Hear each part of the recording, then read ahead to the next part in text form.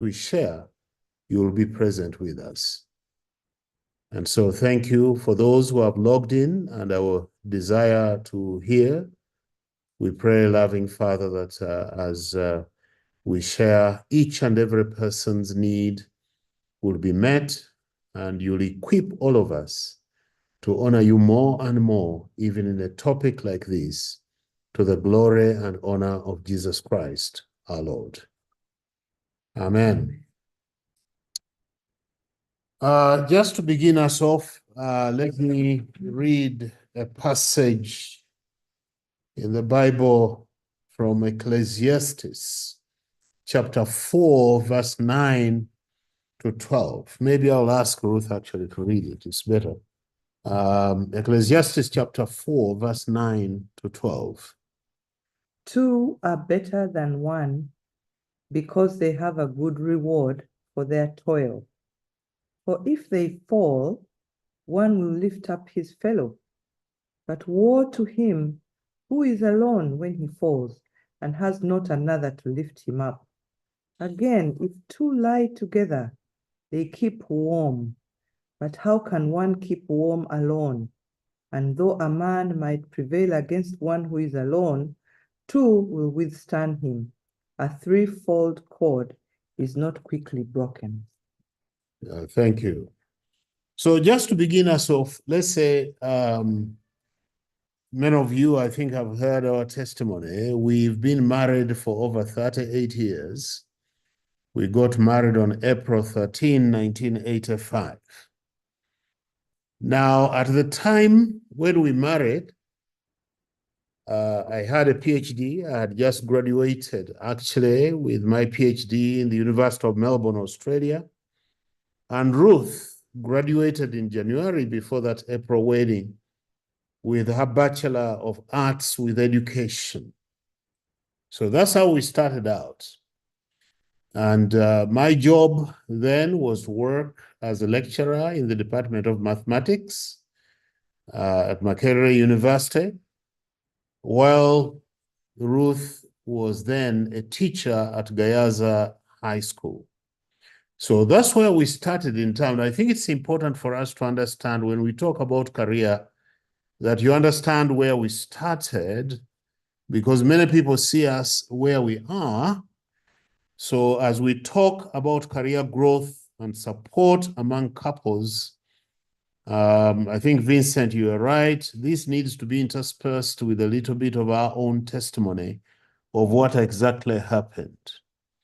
Shortly after we married, 3 years later, I actually resigned my job at Makerere University and went into evangelistic work. Something that was not very easy for many people, but I was convinced, and Ruth can tell her side, she also became convinced that it was the time, and she supported me fully in that call. And I think it was our first big move in terms of career, moving from something that we knew would probably carry him into becoming a professor, something that was, you know, straight and the straight and the narrow. And now we were going into something else totally different. Yeah, and it carried many consequences out of it, because I was stepping out into a very, very uncharted territory as far as we were concerned. We didn't know how it would be with the finances. There were fears about the children and so forth. But another move again happened like the year after. That was 1988, the 1989. Then I was offered a scholarship. Mind you, Ruth only had her first degree, but I was offered a scholarship now to go and study theology, to do a master's in theology, because in the US, theology is a postgraduate program. And so she was going to come like a dependent to come with me. And I think I must add that was his insistence that he wants his family to be there with him I mean, it could have been the other way around, that go ahead, go and study for the many years, and then you'll find us here. But he kept insisting that he wants his wife to come, and it was like I had to leave my job. It wasn't a very big job, but it was a lot of sacrifice. I left my teaching job at Makerere College School. I was then teaching at college school, and picked up the two kids, I think 4 years and 1.5 year, 3 and 1.5 year old, and traveled to the US 3 months after he had left. Yeah. So I was going to study, and it is me that had been given admission and a scholarship. So the next question, of course, that arose immediately is, what would Ruth do? As a matter of fact, even some of the people in the US at the church we were attending were asking the same question. What would Ruth do for the time when we would be in the United States and I would be studying and we're staying at the theological college? And I think before we had moved, in my heart, I was determined not to just be a wife who has gone to follow her spouse, but that I would come back with something. And that was the determination in my heart. I didn't know how it was going to happen. I didn't know exactly what was on the plate, but I knew that I needed to do something with my career, especially. Yeah. So when she got there, now just before she left Makerere College School, she had been asked together with Mrs. Nyombi to kind of speak to students who were facing challenges of one sort or the other. That introduced her to the whole area of counseling. So when we went to the US and she was asked, what would you want to do? She said, I wanted to do counseling. And one thing led to another, and she registered at Northeastern Illinois University for evening classes. So essentially, I would be studying most of the morning, and then she would have to drive 30 minutes down to the university to study. But there was full support. Now, we did not have the money because the scholarship was only covering me. We did not have the money. And we'll be saying a little bit more about that a little later. But definitely, there was mutual support. She supported me to go for further studies, to do now theology. And I supported her also in terms of registering for counseling, for the counseling master's degree. And of course, later on, the PhD comes in play. So we'll be bringing up all that. But first of all, it's important for us to kind of look at what the word and what it's all about. Career growth, what is that? You know, what is career? It is a journey of your work life. If we were to say, this is where we started. I started working in Gayaza High School. I went to Makerere College School. I went to Makerere High School. There are so many places that we have worked. John has worked in AEE, has worked at Makerere, has worked in UCU. Though that's our work life. And it consists of the jobs that you hold, the titles that you have earned. We have earned ourselves quite a number of titles along the way, you know, and we thank God for that. It's not just, you know, just talk, but we have put in some hard work and we thank God. And the work accomplished. So that is your career. And sometimes we put it in one little place and say, my CV, my curriculum vitae, it's all there. You know, what I have written, what I have worked, the places I have worked, the things I have accomplished, the positions I have held. And usually it's unique to you as a person. Including awards. I mean, we have been given many, many different awards. I was surprised in 2017, I think it was, when Trinity Evangelical Adventist School is one of the premier theological institutions in the US, in the whole of the United States. And then they just sent me a message and said, you have been elected to be the alumnus of the year for 2017. Now, it's only one person who is chosen for that. Many others have done a lot of things. And the same thing could be said even for Ruth. All manner of awards, all of those fall in the category of achievements that somehow mark your career path. Yeah. Then when we come to career growth, this one is more like I'm shaping. It's like getting a piece of clay, soft clay as they make, the vessels, and you shape it. And because you are the one who has shaped it, you accept that responsibilities, the choice I have made and the activities that I'm doing. I always love to say that becoming a teacher was my career choices have always been something that I really love to do. And I thank God for that, because some people don't go through that at all. Becoming a teacher, I remember my S4, S6, when they were asking us what we want to become.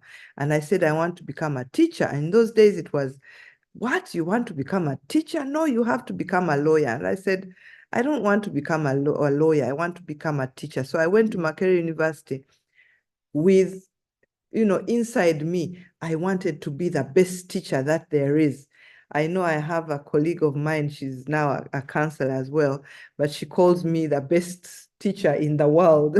I'm not sure about that, but I really love teaching and I put in a lot of effort in that. So even the counseling, as it came along, that, I took the responsibility to do the counseling, and actually it's a choice that I made. Now, when we talk about couple support in this career growth, it is important to realize, and you'll be hearing this even as we go along, that each of those steps has been taken consciously, and the decision has been made with the two of us in full agreement. We've been harmonious, whatever next step we take. And I think that's what makes it unique, because if you are alone and deciding what you want to do, like I became a teacher, I was alone, maybe with my parents. But now there are two of us. So everything that we do in terms of career, well, you can call it growth, you can call it management, you can call it advancement, has to be together. And I think we can't underestimate that one. So many people who are married do things alone. They do things on their own. They say, I want to do a master's. They go register it and start it. And the husband meets a friend and says, oh, your wife is doing a master's. Said, what? I don't even know. So we are trying to discourage that kind of thing. It's important to be able to work together. Maybe I can illustrate that when I was beginning out to talk about our testimony and moving out of Makerere, that was not easy for Ruth. She's a bishop's daughter. She had grown up in that enclave of living in a bishop's home, but of course, which involved a lot of work, hosting people, hospitality, and so on and so forth. But so when I say to her that, look, I feel that God is calling me, it was very difficult for her. And let me emphasize here, I never even talked to anyone else until she had said yes. It was between the two of us. We were praying about it. I never pushed her. She had to come. I believed that if God is calling me, then he has convinced me, he's capable of convincing her also that he's calling us. Secondly, I also believed that I cannot do this ministry alone. It has got to be the two of us. And so if God was calling me, as indeed we realized he was calling us, he did his job and he convinced her. I remember it was in St. Francis, Uncle John and Auntie and Mama, Papa and Mama Digito. It was in St. Francis that the Lord spoke to me, because at first I had said, no, I am not going into church things. I know what it's all about. It's a lot of hard work. I'm not going to be hosting. I'm not going to make meals like my mom. No. But he kept coming back like every month. You say, you know, this thing. And I said, yeah, but I'm not even praying about it. You know, that's how bad it was. I'm not even going to pray about it. So he knew I was not yet in the boat. But I thank God that God, when he calls, he makes sure, just like he said. And so God spoke to me twice. I don't remember what he said, but I came back and said, you know, the Lord has just told me that the one stopping you from doing God's work. And by the way, So she remembers only St. Francis, but the other time was, and I remember who was even preaching. It was at Namirembe during the Revival Fellowship on Friday.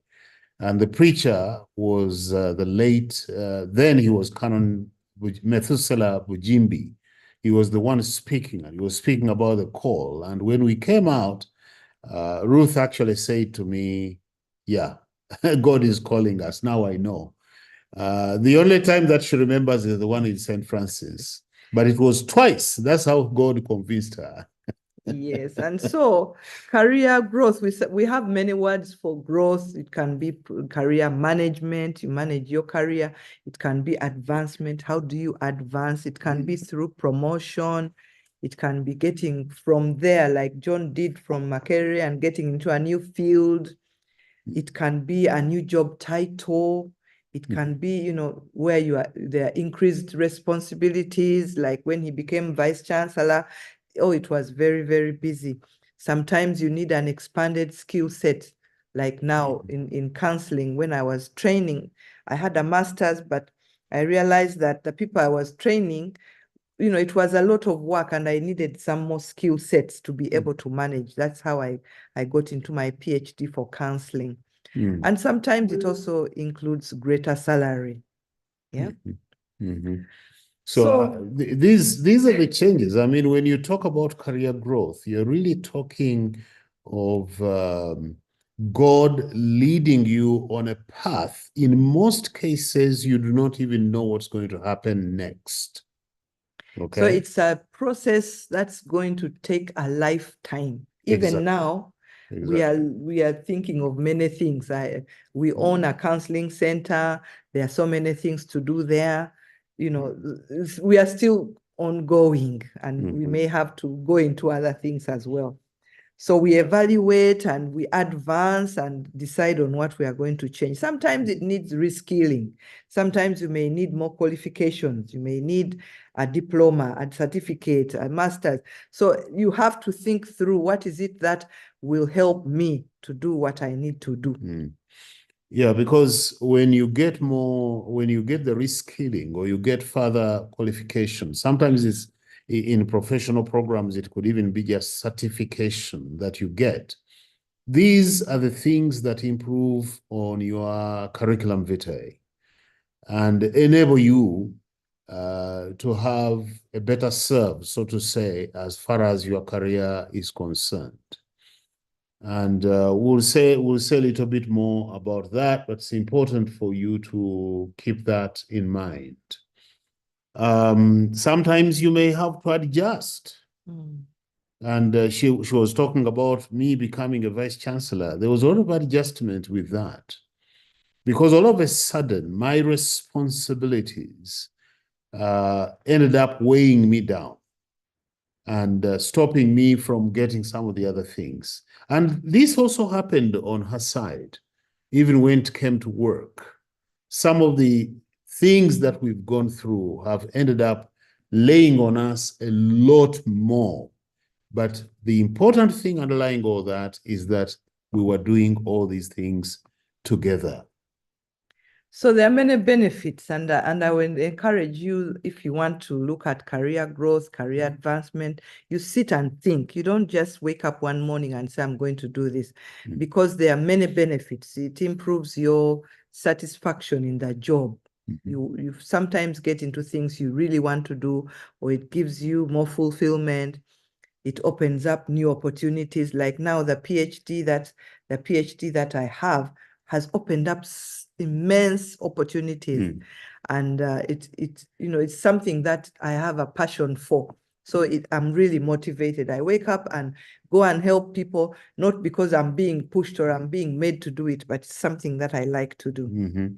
And I mean, this kind of the benefits are so immense, because sometimes it's that you can get into a better job and therefore better pay. You know, all of that comes. And I think when we look at where we started, we keep talking about it as a couple. When we came together, I think the things that we had, we could count them on our hands. Do you remember them? Yeah. We had a sewing machine, we had a blanket, we had an iron. Those are the things he came two-stone cooker. He came with from Australia. I really didn't have much because I had just finished school. I was living in my parents' place. And we had 2 pairs of bed sheets. I remember that. But the two-stone cooker was this small one that sits on a table. That's all we had. That's all we had. So when you think of the financial growth of 39 years to today, where we can say we have a house that we built using our own money, we have cars that we have bought, there's definitely some financial stability that has come over time because of the benefits of career growth. I was making money, he was making, well, I shouldn't say making money. It was like we were working. And when you're working in Bank of Uganda, people may think you are manufacturing it. Yeah. But let me just say something about that, because I think it's also important, and we may talk about it, we may address it a little bit later, but the issue of making more money. During our 38 years of marriage, we've had times when I'm earning more than Ruth. We have also had times when Ruth is earning more than me. And that has never caused any schism between us. You see? So as a couple, you grow together and celebrate each other's achievements. Yes. Instead of fighting. Yeah, so I thought I would bring that out when you talk about financial growth, because the money we were making was our money. Not my money, not her money, but our money. To look after us, to look after the children. And these are there are all sorts of benefits that are opened up the moment you are allowed to discuss, to come to harmony in terms of career growth. Because some people, we'll talk about it later, but some people become competitive. Because many people ask us, you both have PhDs. How is that in the home? And I'm thinking, that has never caused any problems. We don't sit here in our sitting room or in our bed and say, PhD, how are you? It's not something, but it has helped us financially. Yes. It has given us a lot of foundation for many, many, many, many things. Even him becoming a priest put us in another space altogether. We could get into places where other people cannot get to. So we thank God for that. Yeah. But as you think of career growth and career, we've called it career advancement, career management, you should also think of what is the future like in terms of work? Because sometimes you may do career growth, but you're not thinking of the future. So much has changed now. You need to think of, there are so many innovations that are coming in, and now we are measuring things, work is measured. We used to sometimes work and work is not measured. You just go to work 8 to 5. But now there are so many things that you have to come up with to show that you are working. Are you ready for that? There are so many software stuff that have happened in science, in technology, in engineering. There are AI things, there are automation. Let me just say this. We've got to recognize that when we talk about career growth, the world is in a constant state of flux. It's always changing, always changing. So the question is, where is it changing to? Let me just bring an example of our youngest son. He lives in Berlin, works in Germany, he studied in Germany and lives in Berlin. And he has explained to us a number of times what kind of work he does. It is something under data engineering, but we can never explain it to anyone. And I remember one particular time when they published the most marketable jobs in the world. And he was so excited. He said, the particular profession, the particular area that he was working in was actually top in the world in terms of employability. So you need, even as you think about these things, or let me even take the example of Ruth herself. When she decided to undertake studies in counseling, there were no professional counselors in this country. I mean, she did it in the US, but there were no professional counselors. The people who were being called counselors were the people doing HIV, 2-3 weeks yeah, HIV 2-3 weeks, training, counseling. Just giving support to HIV positive people and trying to help people to avoid HIV. That's what they called counseling. And when we came back here, as a matter of fact, she went back to her school, Makerere College School. She wanted to continue with the students, but God was thinking otherwise. And they said, you are too qualified for us. So I started looking for a job with my master's in counseling. And I finally got one in Makerere High School. I went there and said, sympathetic job. Yeah, I marketed myself. I said, you people, I really can help you. That was the beginning. But you see now, I can get a job almost anywhere in this planet Earth with what I have, with the qualifications I have. So what we are encouraging you to do as couples is to think future. You may have your qualifications now, but where are you going? Where are you going? Because the world is changing. The world is not going to wait for us. Some jobs are really in the decline. For example, they call them the low-skill jobs, where you have food service, production, office support. These days, if you are a secretary in an office, it is a job that is disappearing very, very fast, because most people now know how to type by themselves. They produce reports in a few minutes. They don't have to tell anybody to help them. And so there's also this whole thing of working full-time, working part-time, what they call gig workers, the non-traditional things. Some work on-site half the time, others work remotely. And then, of course, women have come into the picture. Women. Hey, when I was growing up, my mother was the constant at home. I mean, I knew anytime I went home, she was there. And I was so glad to see my mother at home, who assured that I ate, who assured that my clothes were washed and all that. But even the women who were working out, their levels of work were not what they are now. As we speak today, women are becoming breadwinners. There are times when there are couples where the woman actually is the one who brings in income and the man is still looking for a job. So you've got to think the future here. You've got to think future. Don't just think that it's going to be exactly the same. And of course, there are what we call deskless workers. I don't know if you've heard of them. These days, you can go and hire a space. I don't know if it's in Uganda yet. A space, you work for a week and stay in that space for a week. You hire another one, stay there for a month. You don't have to have a specific desk in an institution or in an office. That's also very, very, it's coming in. And of course, working online, working from home. So think of those things and see, as a couple, how do you prepare for that future work? And what we are saying here is that as a couple, you do need to think through together, understand the times. Maybe one of you may know better, become tech savvy. You need to become tech savvy, look at the future trends, consider what trainings will actually put me in the market, will do it better, without first saying, oh, now it is the man who must have it and so on. Now, Ruth, of course, is a counselor, but I have become a counselor of sorts because of her. Counseling by You see, I'm a mathematician in background, I'm a theologian and all that, and I preach of the gospel, but at the same time, I have become a kind of counselor.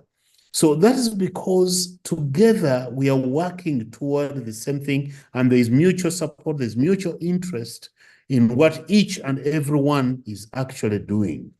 And I must add, I've also become a preacher of sorts. Actually, Because of him, yes. When we started out, she was not a preacher. When Not we at talk all. about even up to the time when I left Makerere, went into African Evangelical Enterprise, I think even when we went to the US, she only became a preacher I after we was a came back to the very, US. very quiet person. Mr. Chitaimba, Professor, don't laugh. Very, very quiet, you know? Yeah. Not talking at all. But now I have learned to speak. I have learned to be, anyway. And we support each other. I need to bring this out because when I preach in church, everyone will thank me. The only person who will tell me where I have not tweaked something well, where I have not done this and so on, and give me both the positive and the negative is my wife. So as couples, then we can support each other to even hone our skills and get better. When other people are thanking you, you know, but we cannot overemphasize the importance of embracing new technologies. That is a must. There is no time for anyone who thinks, I mean, we are retired, but we spend a lot of time, like now we are in our house and we are alone, just the two of us. All the children are out of the house, but we know what to do with the technology that at least we have, simple as it is. Okay? Yes. Okay, now we move on into what we are calling an assignment. Assignment as husband and wife that God has given us. And we read from Ephesians 5:25 to 30 very quickly. Should I read? Yeah. It says, husbands, love your wives. You know this one very well. Just as Christ loved the church and gave himself up for her to make her holy, cleansing her by the washing with water through the word, and to present her to himself as a radiant church, without stain, without wrinkle, without any other blemish, but holy and blameless. In this same way, husbands ought to love their wives as their own bodies. He who loves his wife loves himself. After all, no one ever hated their own body, but they feed and care for their body, just as Christ does the church, for we are members of his body. Now, that passage is read so often, and when we are doing premarital counseling, we always make sure we go through it. But let me just say very quickly that what we are talking about here, this Jesus died for the church. Why? Because he wanted the church to be in splendor, to be beautiful before in his eyes. In other words, the sinful people then becoming saints, the sinner becoming a saint. Now, if we had summarized that, the point that is being made here is that when you love someone as a couple, then your highest goal is to make that person better than you found her, so that she's not exactly at the same level where you found her. We have already given you some of our testimony. Better. I had a PhD. She had, she was a teacher. She had a bachelor's degree. I had already gone to the top. So what do? Do I leave her down there? No. You see, when it talks about Jesus cleansing, Jesus purifying his church, carry that imagery to the relationship that the couple has and ask yourself the question, is she better than you found her? Because some of us have the tendency of making sure that she stays down there. She will not be pulled up again, you know, to come your way. Yeah. And the other thing that Paul points out there is that Jesus may present her to himself. Now, listen, friends, when you take good care of your spouse, and in this case, of course, it's talking so much of the wife, But when you take care of your wife, the benefits will be yours. I have sat and listened to my wife as she speaks now, a PhD person, or being introduced. How do you think I feel? I have a sense of pride. Now, what if I had left her at the level where she was? What if I had left her there? What if she had refused me to become vice chancellor, which, by the way, I was very reluctant to do? Okay? What if she had refused me to go into ministry? What would have actually happened?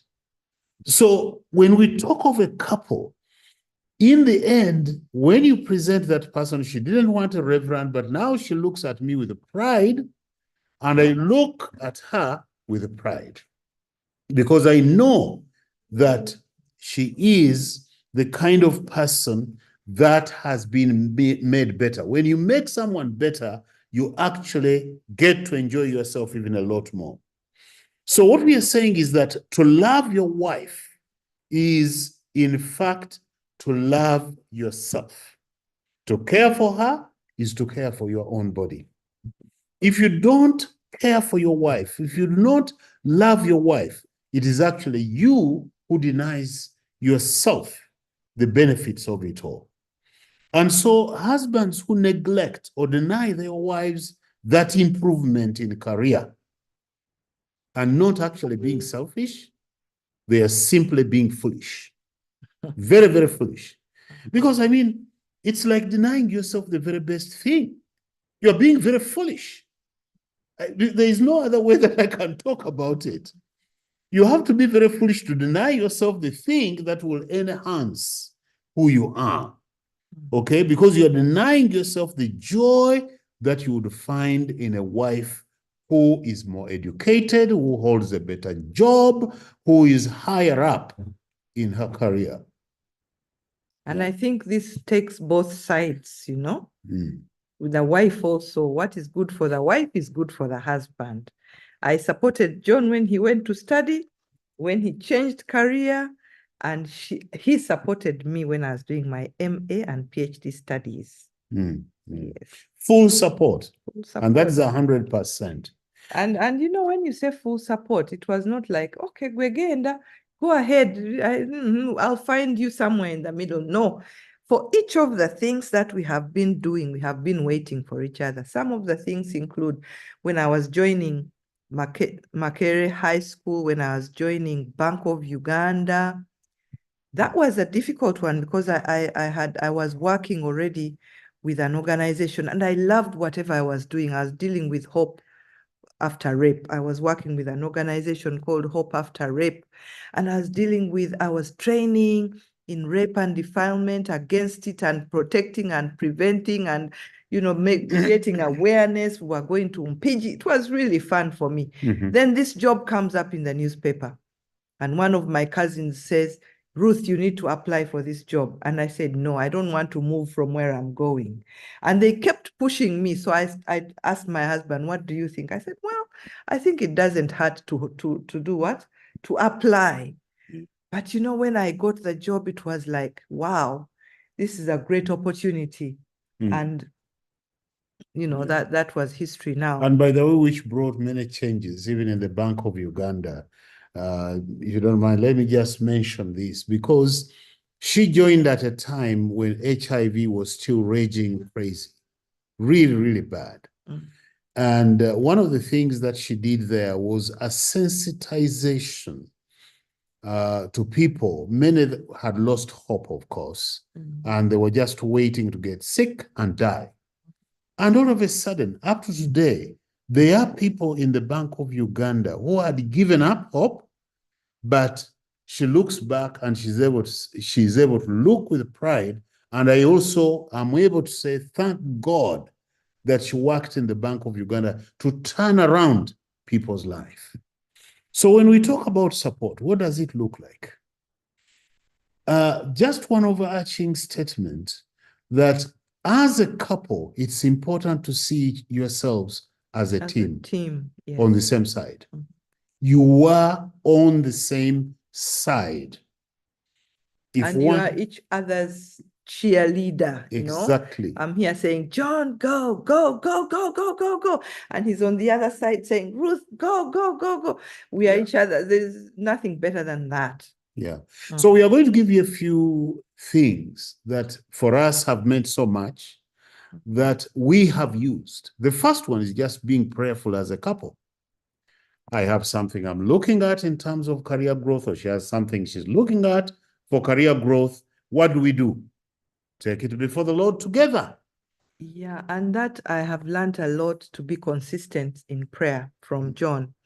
He prays about things to such great depths.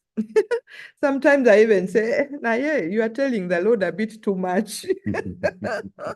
He's going to say this because we need this, because of that, because the other, the other time this happened like this.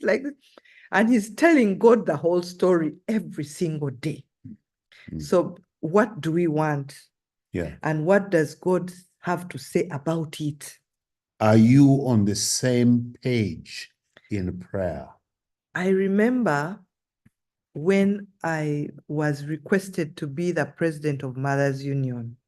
That one, I think, is one of the best testimonies that I have. And they asked me, and I said, no, I'm not going to be. So I shared with him and said, no, I'm not going to be.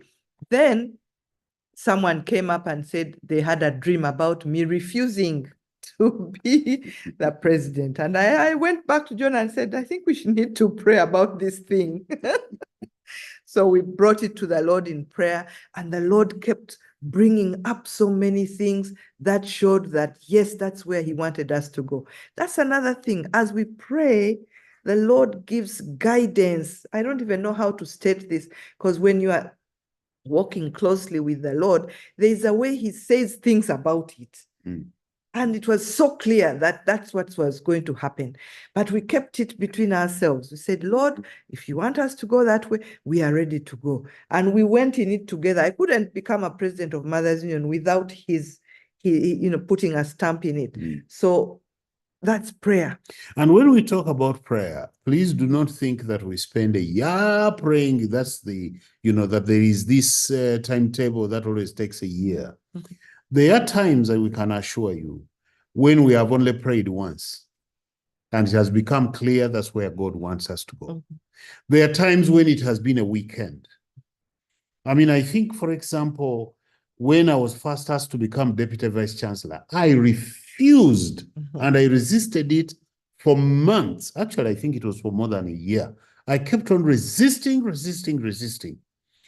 until Professor Noel, then Vice Chancellor, pushed me against the wall and said, I want to see you with Ruth. And this was just a weekend. And the next week, I was appointed a Deputy Vice Chancellor. This is what we're talking about. So sometimes in emphasizing prayer, we make people, in Uganda, the word is okufuba. They spend days on the mountain. They go where? Yeah. I mean, maybe that will happen sometimes. But God does not have any particular formula that he's going to be using with you. Yeah. The second, and it's also, praying for things like promotions, because there are times when I remember when I joined the bank, I joined at a certain rank, and we kept praying about it for that, Lord, I may get a promotion. The work that I was doing was a lot, and it required me to be at a higher level. And twice, we prayed about that, not twice praying, but twice the Lord gave me promotions that came out of nowhere. I came from being a senior principal banking officer from a senior banking officer to a senior principal banking officer. That's jumping which was quite not heard of in the bank. And which automatically then led her a few years down the road to a deputy director. And all these came in strange ways. So we, and then of course the skilling, what should I do? The master's, the PhD, how are we going to do this?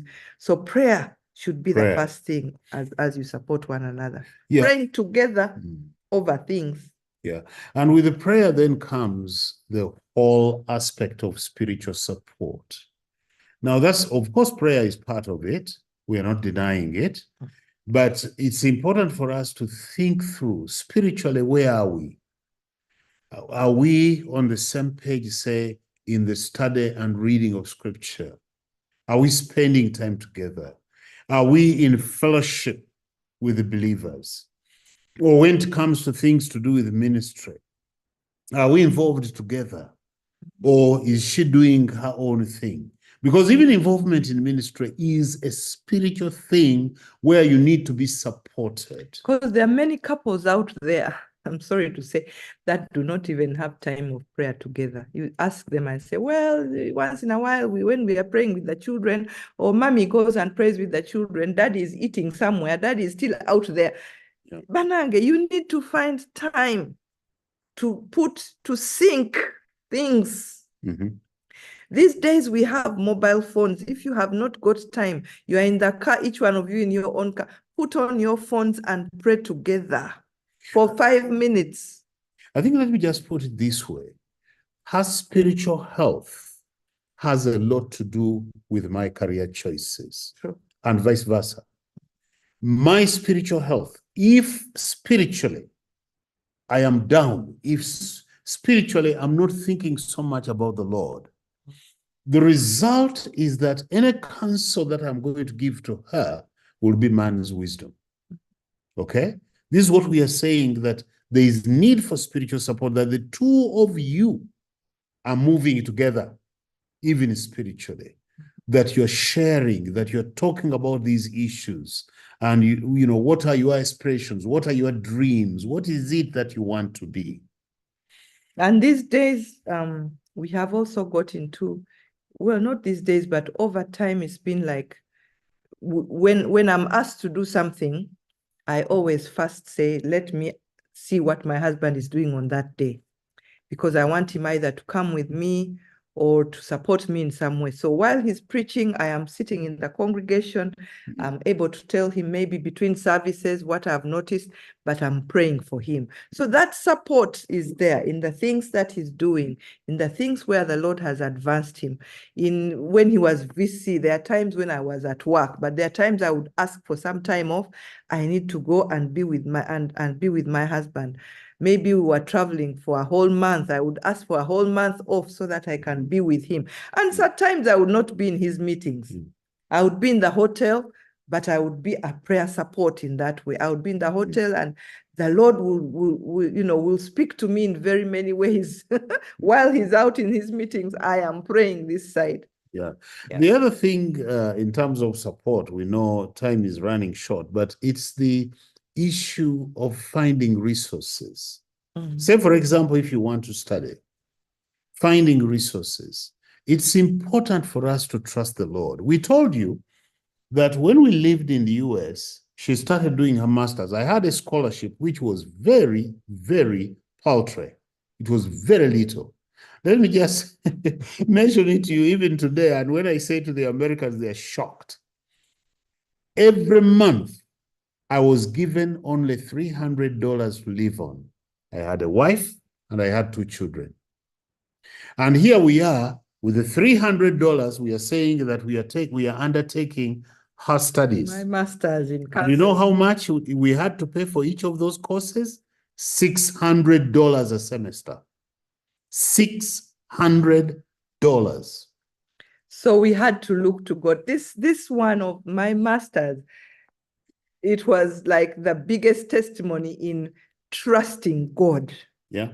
Because sometimes, we would have church members. We were in a very rich area. So the people we went to church with were very rich people. Sometimes they would say, we are taking you out for lunch with your kids. And they would pay like $300. And you're like looking at that $300 that they're paying. And they're like, I wish you'd just give that money to me. It would be very, very helpful. But we stopped looking at people and how rich they were, and looked at God and said, Lord, you know that I need to start this master's. Lord, you know I need books. And guess what? The Lord provided, and not in the same way every time. Yeah. He would provide someone. they would go behind my back and pay my school fees for the semester. At times, I didn't even know who it was that had paid. But the interesting thing is some of those that we knew were not the richest. Mm-hmm. They were actually young people who are starting out in their own career. So you can see it is God who was doing it. Mm. We could have looked at the money these people had. Yeah. As a matter of fact, at church, I was responsible for entering the offertory. And you see someone writing a check for $1,500. And you put it there, but it's not being given to you. Neither is it going to be passed on to you, $1,500. And yet for you, you need $600 for a semester. And this person is giving it like every month. And this is what I kept on saying. The Lord was so faithful. So trust God in finding the resources that you need. Mm. And this also went on even when I was doing my PhD. There's a time where we had no money. I was starting my research. I had 181 students that I was dealing with in research, and they asked me to pay them transport every week. Each one gets about 10,000, 12,000, each one. And we didn't have that money. And so I told God, Lord, I don't know where this money is going to come from. And then someone came and told me, but Ruth, you paid the fees for your children. Mm-hmm. Why don't you treat yourself as a child and pay? So we said, okay, let's treat ourselves like children, lay aside some money. And that's the money that we used to do that. Yeah. Finding resources. So finding resources. The other is just emotional and physical support. Mm-hmm. Yeah. I mean, providing the resources, of course, there was a lot of adjustment. We had to deny ourselves some things, and so that she could study. I could study. Mm-hmm. Yeah, so that she could study. But the other thing here that we need to bring up is the emotional and physical support. I think this one I must say, because John was such a support in this way. Remember, I had a pregnancy in the US. I had my third born. So I needed a lot of, and I was doing my studies. I was doing my, what do they call it? Practicum. So I needed to drive out every morning in the winter, pregnant with 2 kids, So he really had to take up a lot of time at home to help me with the cooking, with the cleaning, with the children, putting them to bed so that I can study. And remember, he was also studying, and I was studying in the evenings. And at that point in time, I didn't have a driver's license. When we went to the US and I did a driving license, I failed it twice. I failed it twice, yet I had a driving license in Uganda. I just made some stupid mistakes, and that means John had to drive me out every day for my school, which was about 30, 40 minutes away. That's a lot of miles in America. I think when we talk 30, 40 minutes, people may not quite appreciate how far that is. Sometimes it is as far as from Kampala to Jinja. That's the distance. And but so because you are going on an expressway, you may not realize that you're going very, very far. And because they were just us in the house, we would put the kids in the car. They would sit outside there at the school. Go into the playground. And wait for me. Now that is the support of the highest order. Yeah. That you could ever think of. I remember very well, talking about the pregnancy, the very last day of her practicum, coming back from school. And I had, of course, made the lunch and all that. And she just slumped in the couch.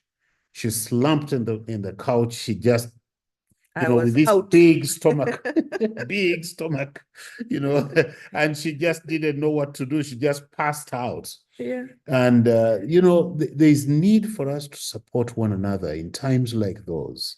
So we also need to give them space. I mean, I needed space to do my PhD, especially because I did a lot of it online. In those days, the internet was not as stable. We were in UCU, and sometimes, the internet was coming to our house through the Vice Chancellor's house. And sometimes you would forget that I'm going to use the internet that night and switch it off. So there I was, get ready for my classes, and he had switched off. And I said, how now can I call the Vice Chancellor to tell him at 3 a.m., please switch back on? So that means I would miss a class. but that availability of John for me and my children at that point, because I was doing statistics, and I think it was Benjamin who was doing his senior 6 at that time. He would help me with the math. It was amazing support. Yeah. Sometimes I would not do very well and I would burst out and cry. I had a shoulder to lean on. So those are the things we are talking about. Loss of the laptop. Oh, When they it was stole my stolen. laptop. So, I mean, when we talk about emotional and Yeah. physical support, we could go on and on. All we are saying is that you will need each other, but at the same time, it does not matter whether you are studying or you are becoming the president of Uganda, you are becoming the CEO or whatever, you are still a wife, you are still a husband. Yes. That must never be forgotten. Yeah. You are still a parent. So you don't give up all these things. You know, there's a time when I thought, oh, I'm at school and I would make everybody be on eggshells. I'm studying. I have a test. And then I realized I was really making everybody uncomfortable. So I decided I'm not going to talk about my school. I sat on the table with them and had supper with them and prayed with them. And then when everybody was asleep, I then would disappear into the study. Sometimes I would crawl out of bed without John's knowledge and go and spend about 3 hours in school so that I don't frustrate my family. Yeah. So even home chores, working together, all those are things you don't say that, oh, but she's the one that cooks. Yeah. Oh, he's the one who does this. Well, So those are the moments when we need to step in for each other. Cook the dinner. Sometimes you'd come back when you're tired and he has washed all the children and put them to bed. Wow. So that's the support that we are talking about. Now we'll end with what are the fears that people have when it comes to career growth. I think as a couple, the biggest one is that, especially for men, they fear, maybe you better say it. Quite often, because of the cultures we've grown in, sometimes we fear as men that the wife, when she becomes too educated or gets into a high position or she begins to earn more, and indeed there are some who do that, but we are talking to you as believers. So we start fearing that, when she rises that high, will I be able to manage this woman? She will become impossible. And possibly you've seen cases like those. So you actually fear and you want to bottle her up and not allow her to go any further. Or the wife herself, when she gets into a better position, now starts feeling superior over you.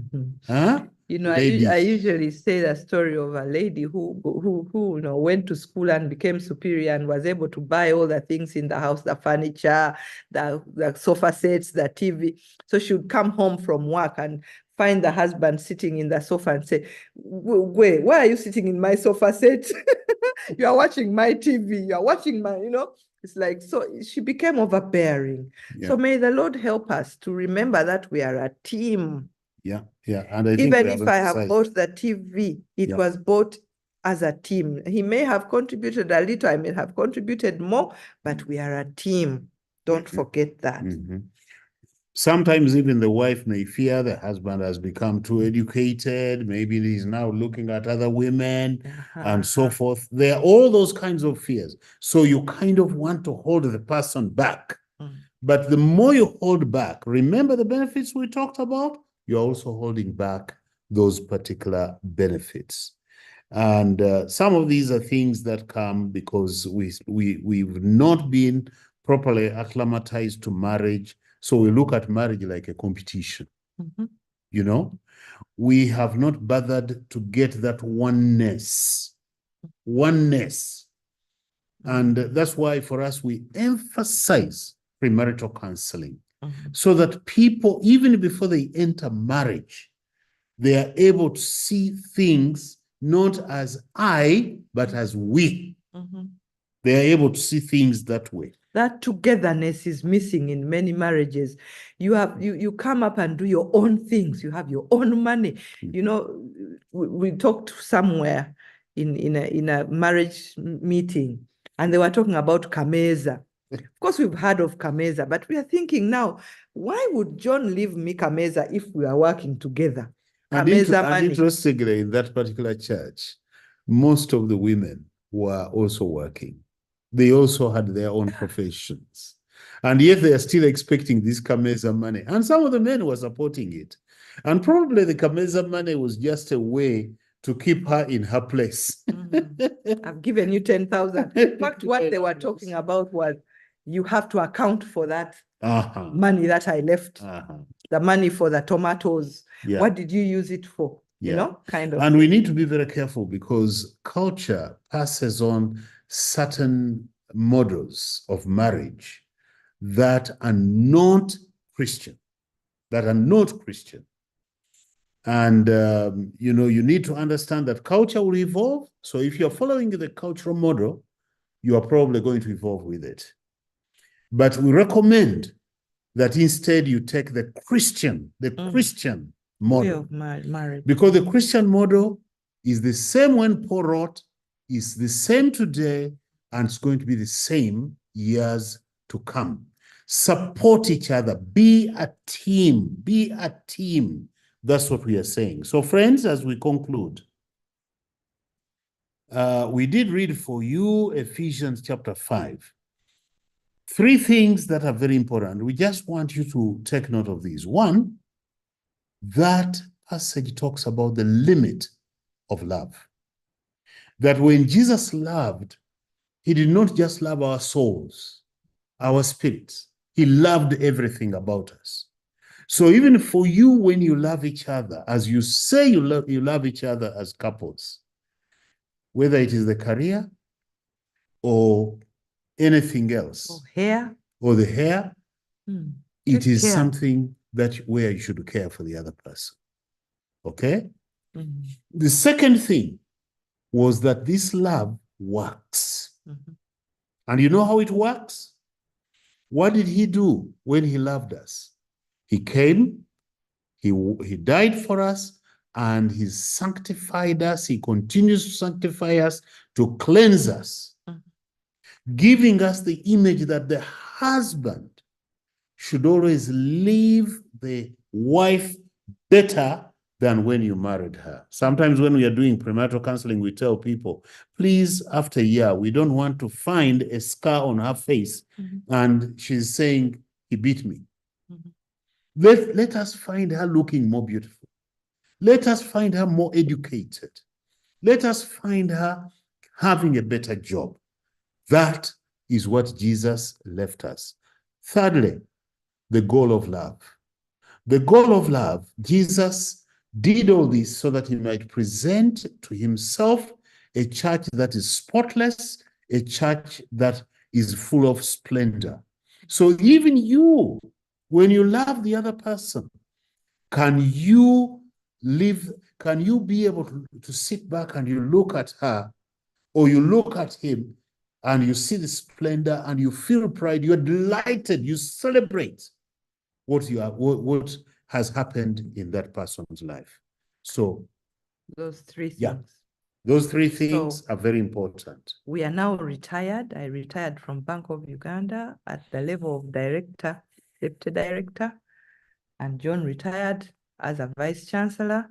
And now we opened up a counseling service where we are both working.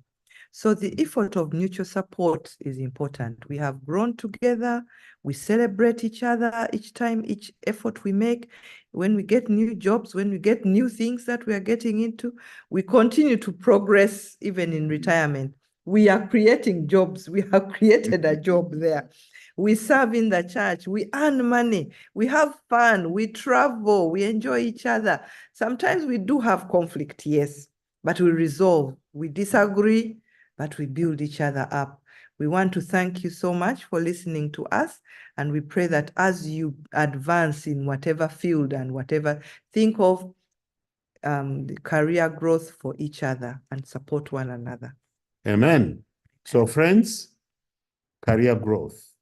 Can we work together as couples?